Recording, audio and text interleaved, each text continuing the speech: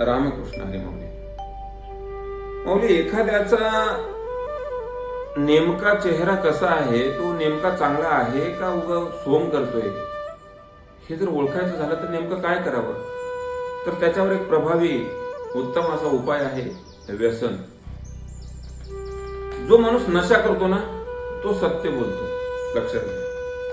त्या माणसाचा चेहरा, खरा चेहरा काय आहे हे नशा केल्यानंतर कळून येतं. मग ती नशा दारूची असेल, पैशाची असेल किंवा मग आपल्या सौंदर्याची असेल. पण ज्यावेळेस त्याला त्याच्या मनावर, त्याच्या शरीरावर त्या नशेचा प्रभाव असतो, त्याच वेळेस खरा त्या माणसाचा रंग काय आहे, तो माणूस काय आहे याची जाणीव आपल्याला होते.